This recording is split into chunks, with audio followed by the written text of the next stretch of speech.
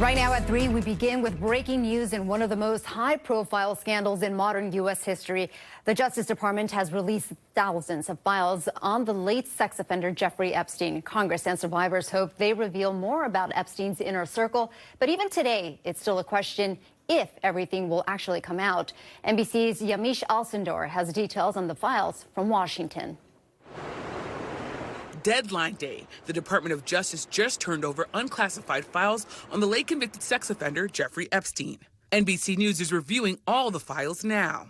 President Trump has said for years that he wants full transparency and he wants the Department of Justice to release everything that we can with respect to this investigation and cases. But everything may not be released, which violates the Epstein Transparency Act, which Congress passed last month. The bill gave the DOJ 30 days to hand over all it had. But this morning, Deputy Attorney General Todd Blanche said not everything would come out. And I expect that we're going to release several 100,000 documents today, and those documents will come in all different forms, photographs and other materials associated with all of the investigations into Mr. Epstein. He said more materials would be released over the next few weeks. That did not sit well with Republican Thomas Massie and Democrat Ro Khanna, the two lawmakers behind the Epstein Act. Massie posted an image of the law on social media and highlighted the words 30 days and all.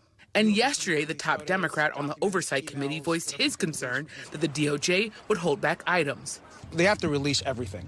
We will use every tool available to us, including if we need to go to the courts and if we need to take legal action to get the files released. Democrats have already released a trove of photos and documents from the Epstein estate, some showing the late sex offender with powerful men, including President Trump.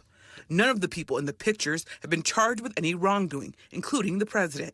And while it's unclear what may be released today, Massie said yesterday lawyers for some of Epstein's survivors told him there are at least 20 names of men accused of sex crimes in the documents. The survivors have fought for years to be heard and believed. They have also pushed for the release of the files. We are representing survivors that have never had a voice. President Trump initially fought the release of the Epstein files against the wishes of many of his supporters. But the president reversed course once it was clear the Epstein Transparency Act had enough Republican support to pass. In an interview with Vanity Fair, White House Chief of Staff Susie Wiles said the president's name will be in the files, but not, quote, doing anything awful. Yamiche Alcindor, NBC News, the White House. And we're following more breaking news. U.S. forces have unleashed major airstrikes against ISIS in Syria. It fulfills a promise of President Trump to avenge the deaths of 2 U.S. Army soldiers and a civilian U.S. interpreter that were killed in a terrorist attack in Syria last Saturday. We're still working to find out where exactly the strikes happened. They're said to be at an infrastructure and weapons site.